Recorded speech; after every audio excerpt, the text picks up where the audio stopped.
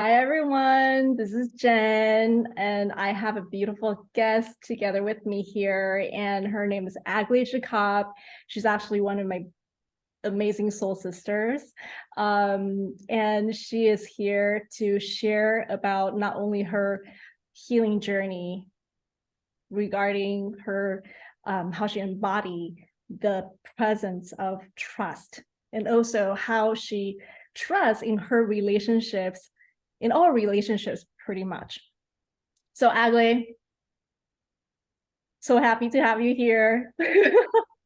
So happy to be here. After three attempts, it's finally happening. A lot of things with the whole family getting cold and all of these things. But today is the perfect day, and magic's gonna happen. Yeah, and then thank you for allowing me to witness the growth that's been happening throughout the years as you were witnessing me as well. So many humbling moments, so many humbling moments. So I would love for you to start first to introduce yourself a little bit and how you surrender yourself to your inner transformation, which is really daring, right? Talking Hmm. about self-love path that we were on. Exactly. Oh my God. Yes. So it's interesting because you and we met in 2016, and we both have grown and evolved so much since then. But the healing journey began before that, before I found the path of self-love. And it was really about my relationship with food and my body. This has been an area of struggle for me. So what happened is that at the age of 12, moving from elementary school to high school, my group of friends, they they dumped me. They write me a letter during the summer that they no longer wanted to be my friends because of the way I dressed, and that was too childish for them, and the way I styled my hair. So there I was, feeling very rejected, very wounded, very hurt. And what I made it mean at that moment is that there was something not okay with who I was, that I needed to hide myself, that I needed to give a lot to compensate for who I was, which was obviously not enough. That's all what I made it mean. And I also made it mean that or outside appearance was important, and I needed to fix it if I were to have friends again. So I embarked on this journey of, yeah, having this whole yo-yo thing with food, of trying to restrict control to change my body, and hiding so many parts of myself in the process, forgetting about parts of myself, and then losing control, as tends to happen with women who are trying to restrict and control their food too much whenever there would be stress or any kind of triggers, which can happen on a daily basis, right? Then I would go on the opposite direction and eat everything I could to try to numb the emotional pain, because at least the physical sensation of feeling Yeah. stuffed and full and uncomfortable felt better than the emotional pain, because I had no idea what to do with my emotions. Oh my God. Yeah. You know what? Whenever you're sharing this about your journey with food, I felt like, you were talking about part of my journey as well when I was in corporate because I was so stressed out, but I didn't know how to connect with myself at the time. And then so food is like the fastest way to connect, right? And it brings us Yeah. joy, it brings us pleasure, our body, just like, just feeling all those yummy, chocolatey, whatever that is that we we're craving for. And yeah. Oh my gosh. So one thing that I would love to talk about is because you are a registered dietitian and nutritionist, and what actually prompted you to transform into another form of, let's say, embodied eating coach.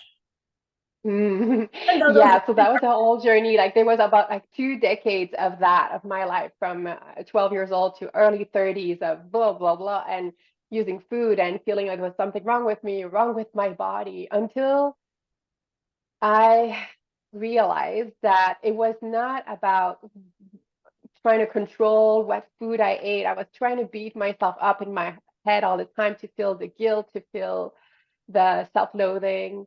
And I decided that it was time for me to be a little bit more gentle with myself, because at least if I couldn't change the eating behavior that was so hurtful to me, if I felt like I was not fully in control of my weight, because like this, our bodies are our body and they do what they do. But like at least I would want to I wanted to remove the pain in my head of me beating myself up and shooting myself all of these arrows of criticism and judgment and not enoughness. So yeah, so all of these years on top of that, during that journey alongside, I was a registered dietitian, a published author, and I had all of this knowledge. So it's not about the mind, it's not about knowing what to eat, it's really about how we eat it and how it feels and the thoughts that are wrapped around it. And I actually gave up my registered dietitian license over a year ago now and became an embodied eating coach. And it was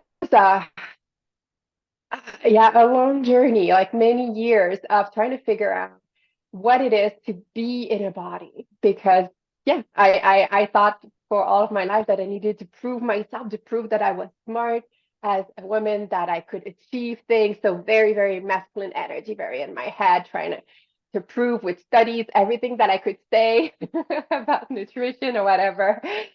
So it was really a journey of surrender, of like, what does it feel like to come back into my body just a little bit more today, a little bit more, to be present to the experience that are happening right now, the sensations, the pleasure, giving myself permission to feel those things in a way that felt safe, and and learning to trust my body, even though I felt betrayed by my body because my body didn't look or do the things that I wanted her to do. I realized that it's the only thing in my whole life that's been there since the moment I was born, and even before, while I was in my mother's womb. Like, my body hasn't failed me. My body is my vessel. My body is my home, and I want to take care of my home. I want to feel home in my body, and I want to. And the more I do that, the more I realize that I wanted to take care of her as well. And it truly is one relationship that we often dismiss or forget about, but it is so important. And even, in the spiritual realm, we can forget to ground ourselves back in this physicality, this 3D world, this body home that has so much to teach us. That is so true. I totally relate to, going all the way up there and forgot to come back like, hey, you have a body here, So one thing that prompted me while hearing about your share, one thing that came to me is I want to talk about self-honesty. Because what drives us to be honest about ourselves, to ourselves? Sometimes I feel like, the society is asking so many of us to just not, just keep that mask on in order to feel safe, to feel protected, right? And what exactly is a benefit of doing the self-honesty work? I'm talking about this project, it's called authenticity, right? And there's so many layers, the mask that we put on. And sometimes I even, wonder, like, when we are totally naked in terms of, maskless, how do we connect from that place? I mean, it's a scary way to think about it, how like everyone is so vulnerably sharing that their deepest feeling. And that's the craziest thing, because people don't do that. And I have the hardest time to connect with, people who already are so, mask on with many, many layers, which I was at one point too. But as I was working on my heart, the heart work that we're doing, the more sensitive I get. And I feel, gosh, it's hard for me to really connect from the place of like trust other people can do the same for me, because they're busy putting their mask on. So what is your take on that? Or have you experienced that? It's beautiful, beautifully said. And I think that what stands out for me in this is this part of well, there's just so many things, but it's like getting naked emotionally with someone else. It's very vulnerable, like if we think of it that way. And that requires trust. And I think that not any kind of relationship can hold that. Like the cashier at the grocery store may not be ready to hold that depth, right? So we need to establish a connection and trust. That's very, very important. Yet it also needs the courage to be willing to show parts of ourselves little bit by a little bit. Don't need to, share everything all at once, but like, yeah, little pieces by pieces. And what the other very important piece that is present for me is this concept of radical responsibility in it, because it's so like if we share something and the other person will respond one way or another. And sometimes we can interpret this, oh my God, like she doesn't understand me, she doesn't get me, or she like there's so many ways that we can blame or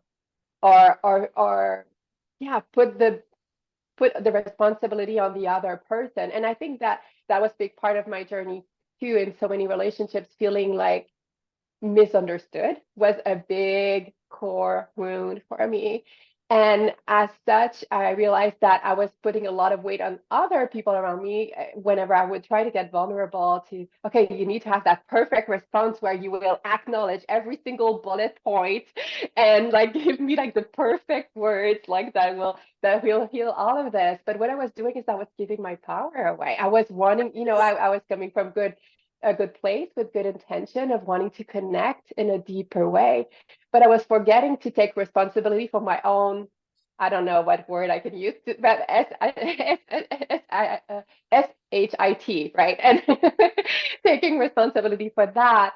And that's back to the self-honesty piece. Like, where am I actually not giving myself that understanding and compassion that I'm seeking in others, right? And getting really honest with myself with that, and taking responsibility for that. So that showed up in many relationships, which was not bad. Like all of these relationships were good, but it just mirrored all of this back to me that, oh, there's a piece you're missing here. Like you're seeking something elsewhere that needs to start within. And yeah.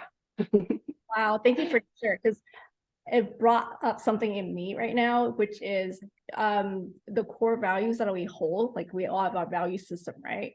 And I see myself like, from the past, the one of the value that I hold was like, oh, peace, right? But peace in terms of what? In terms of keeping the outer peace though.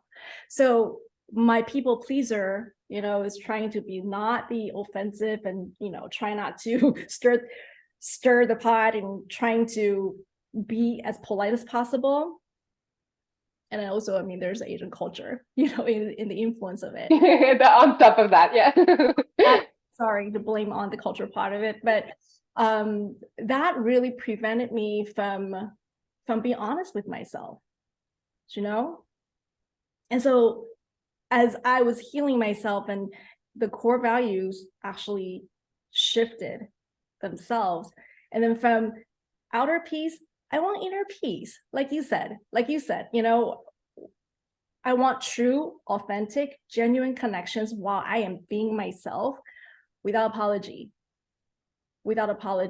At the same time, I give other people the right to be themselves however they want to be, right? And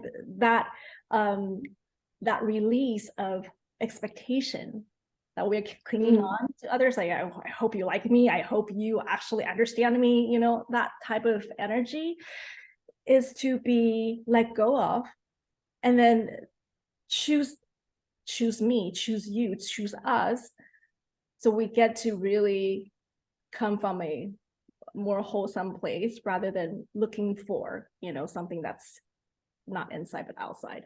So inner peace was the one actually I have to reevaluate in order to get that. And that leads to what will fuel me up for that inner peace is genuine connection and me being honest with how I feel and allow other people to be themselves. That's like one of the biggest learning that I have to master throughout the years, over and over and over again. Yes. It's really from the inside out, right? It almost sounds cliche to say that, but it's Yeah. the truth. It's the truth. And if we keep remembering and relearning and repracticing, because it's just the way it is.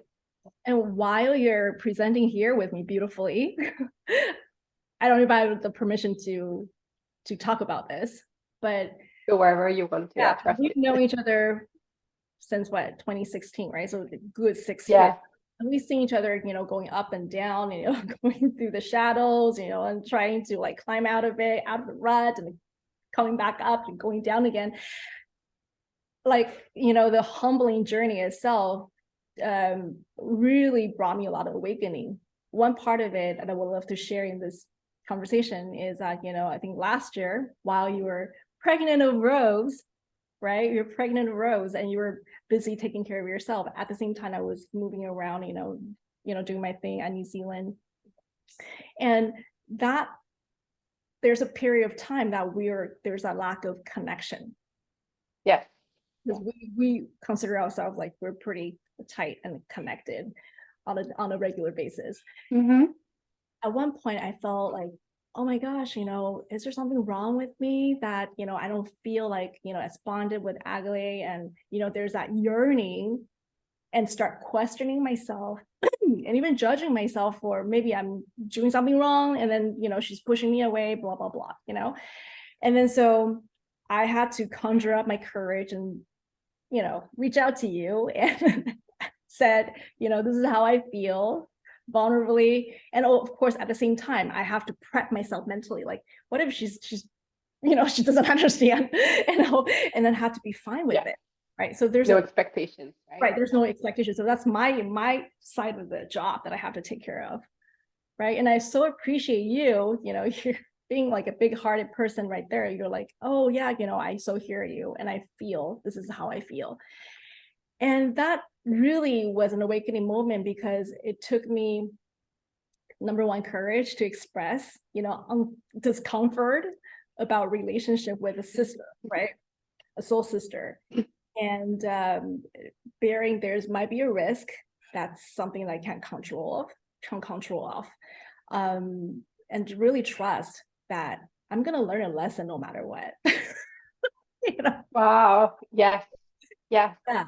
That's like really surrendering to it and not being in a place of victimhood, like, oh my God, like this is happening to me and this is hard, and like being helpless. Like it's really trusting that whatever happens, it's happening for me in some shape or form. And I don't know exactly how it's happening for me or what there will be to learn here, but I know there's always a teaching. And if we are to live like that, like so much growth can happen. But yes, that was such a yeah, so I guess it was a bit more than a year ago because Rose is about to be 1. And I know it was like earlier in my pregnancy, so maybe almost 2 years ago, and 1.5. And yeah, it's so interesting, like all this talk happening inside of our head. And I felt like more distance, less connection, more and more distance between the two of us. And I was like, well, she's not reaching out, so maybe she doesn't care anymore. Like all of these, we all interpret things the way we interpret things. And there's just one way to interpret the reality, and we have no idea what's actually happening. And that's something that can be easy to do. Like, oh, if someone is not reaching out, it's because they don't care. But no, like everybody has a lot going on, and maybe they're thinking the same, about you. Because if they're not reaching out, you're also not reaching out. Like, why putting We're making we assumptions. can be so funny and cute sometimes as human beings, right? Those real human moments, right? It's really fun. Sure.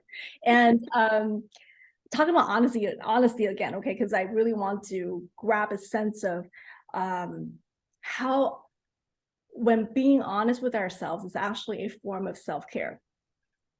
Because you've been helping a lot of women, helping them through their nutrition, and also how the way they're going to connect with their body, right? How did you guide them to tap into their self-honesty? Because there's one thing, once I'm honest, there's always that the reason why I don't want to get honest with myself is because I'm going to be embarrassing, or I'm going to be a walking disappointment to myself, right? Exactly. Or then I'll have to make the changes Yes. I don't want to make, or, feel those emotions I have been trying as much as I can to numb and avoid, right? So I think that honesty becomes accessible once we establish this sense of connection and trust. And that can happen in the context of any relationships. And with ourselves, I really see this connection and trust kind of building a foundation for the honesty to be able to come. And yeah, that's the way it's coming to me. And really, the more we practice those uh, little in the moment way of thinking, way of being, that I'm here to connect with myself, connect with my body, to be with me. Like I'm not, and not in a fixing way. All of this is allowing things to be whatever they are, knowing that whatever we may discover through that self honesty lens does not require us to change. Like, what if we were just willing to see what there is to see? Because us not being honest with that, like, it's still here. It's still here no matter what. So might as well know what there is right here and be okay with that. Again, like, it's really practicing not judgment, curiosity, and acceptance of what is. So, everything is so like intertwined, right? Like when we want to get really, I'm going to say brutally honest, right, with ourselves, we need that compassion, we need that compassion to be safe enough, because sometimes we don't feel safe enough to get honest with ourselves. I remember, like, in the beginning of my path, when I had tried to heal all those wounding parts of me, I was trying to avoid being honest with myself because that's too painful, But I realized pain is the key, because it's too painful to look deep within, but also because you can't stand it anymore. Either I'm going to continue to pretend nothing happened, I'm fine, being completely dishonest with myself. That's one option, right? But when you're awakened, I really feel like, the option is only one, which is surrender to the pain. Surrender to the pain, because once you open it up, you actually see a new side of you being emerged. Yeah, so as you talk, I had like chills because it's also so beautiful truths. And it's like we have like two paths in front of us. And like one is like keeping pretending and numbing and avoiding, which brings pain, because we're actually not being who we are. We are not being honest with ourselves. And that's one type of pain that we may try to numb and distract, but that's there. And the other path is where we're ready to look, to be honest, to go deeper, to reveal, and that can be painful also. But like, I'm not saying that your only choices are pain, but there's there's there's there's discomfort in either of these paths, and yet that can become our greatest teacher. And I think that there comes a point when we walk on this journey that the pain of not being honest with ourselves becomes greater than the pain of whatever may happen outside. So true. Right? Yeah. So true. Yeah.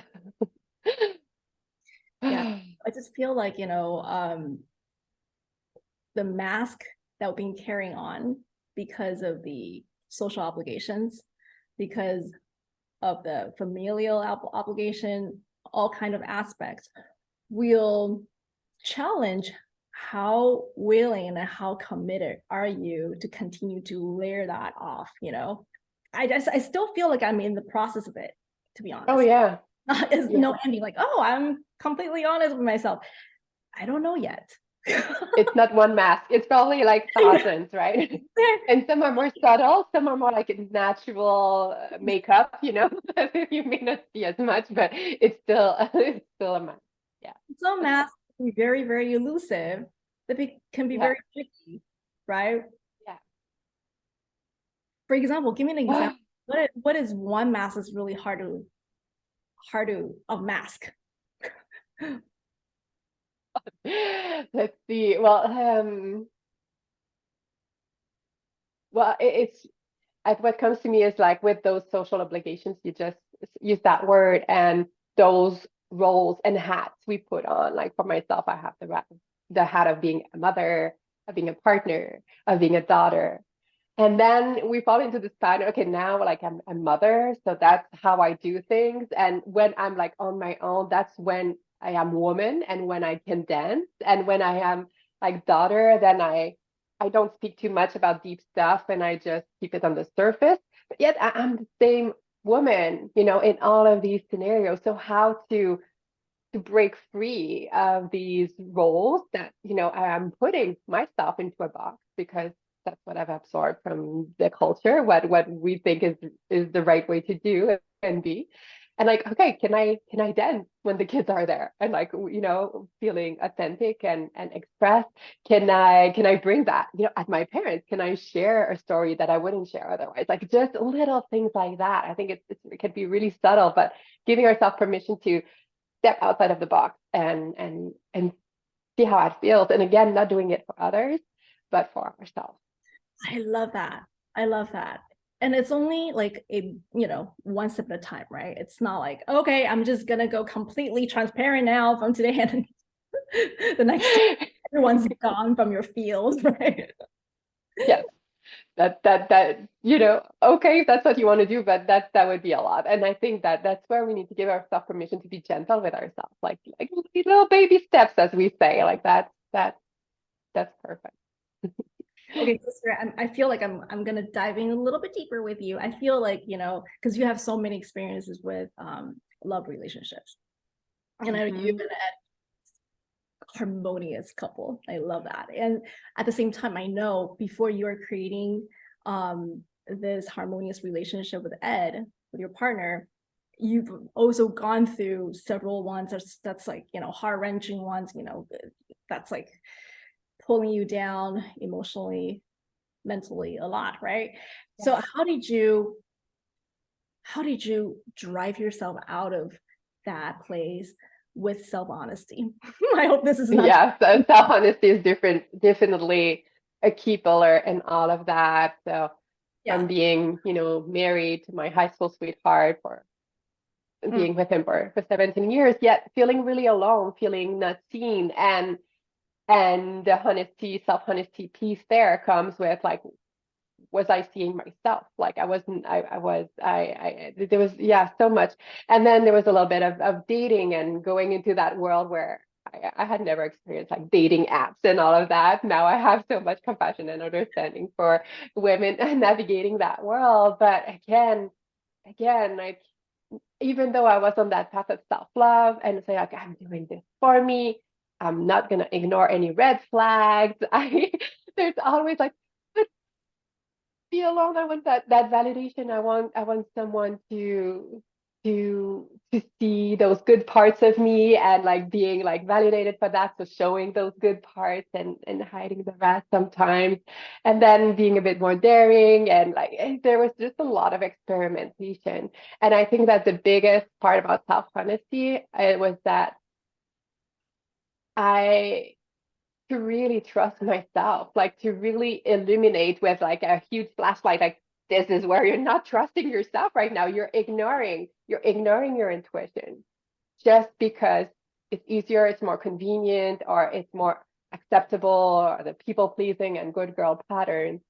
So yeah, at the end of the day, like what do I really want? Not for what it looks like, or to just, maybe that's as good as I can get, but what do my heart truly desire to experience in a relationship, and trusting that this is possible, this exists, and creating it. And now with Ed, we just celebrated our third anniversary, which feels like a lifetime because yeah, those 3 years we've both been really willing to show each our heart to each other and go deep. And this has been brought like going into our shadows, into our light, and that has allowed us to, in those 3 years, to feel like we have like had 3 decades of experience in life and together, because we can truly see each other, and that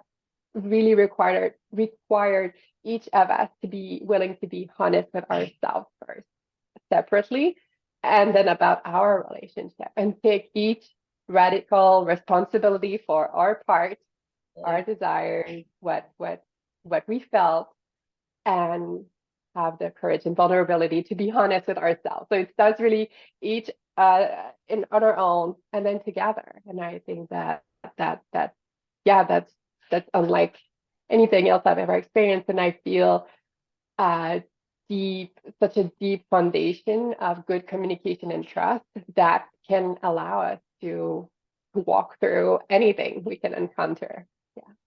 You and Ed have to write a book together. Maybe one day. Because I really see how I witness you through the relationship, the ups and downs, and really where you arrive is how you cultivate it within yourself. And it is manifesting in a way that's a mirroring reflection to you. That's what you have done for yourself, right? And the word loyalty, right, came while you're speaking. It's like, yeah, this girl, she's loyal to herself. She's loyal to herself. Because a lot of times, like, oh, I want a loyal partner. And what does that mean? Right? Yeah. Looking out for loyal, somebody who's going to give their time, their energy, their life force to you. But why? Why not me committing to myself first? Yes. Right? Yes. So that there's no savior there. All the princesses stories, like, they were not true. You are your own savior, right? You don't need to wait for Prince Charming. Yeah. So how you and Ed are building this foundation is because you are your own loyal partners within, and so you bond from that place. Yeah. And that's really We're not here to be two halves, two halves meeting. No, we're each other our own, and then we come together. Yeah. I know. That feels really different. Yeah. So that self-honesty piece, like, it really can guide us through so much. I think, it's for myself, with my body, my health, my relationship with food, my relationship with myself, and then to the outside with beautiful, soul sister like you, friendship, and soul partnership, and love, and connection, and family. Like, it's everything. It's Everything woven into all of this. And let's say, like, when someone who's on their journey, and then their heart, their soul is like, okay, I'm willing to be honest with myself, right? So they're about to really get blown open, but at the same time they're afraid because their ego, right? Because we all got our ego, not willing to stand aside. It's getting really loud. Like, okay, if you do this, there are going to be fears coming up, right? You're going to offend this person. You're going to trigger all those people that, you used to care or whatever, right? You're going to end up alone, right? The ego's voice is going to be really, really loud, right? How would you suggest going back to the self-love concept? To just start doing it for yourself with like tiny little things, tiny little steps. And maybe it's just starting with writing it down in a journal. Like, for a long time, I was not even willing to journal about those things because I didn't want, it to exist anywhere in the physical world, even though it was existing within me. So just being honest with yourself and putting it on paper so that, yeah, it's there. You can shred it, burn it if you want, but just putting it somewhere, taking it outside of you, because keeping it inside can truly be like a toxic poison that Yes. we're keeping inside of us. Because So storing, start taking tiny steps, or even like music, put a song on that matches how you're feeling and move it, and it will shift and move that energy through and out of your body. then I want to circle back to your main thing, which is you're teaching people how to be nourishing to themselves. So what would you say that will help the viewers, watchers who are watching this to start learning to nourish not only their body, because I mean you're expert for that, but also from a soulful place. So they know being honest with themselves is actually it's going to stretch them, but it's somewhere it's safe for you to go to because it's only you and your. I feel like one way, like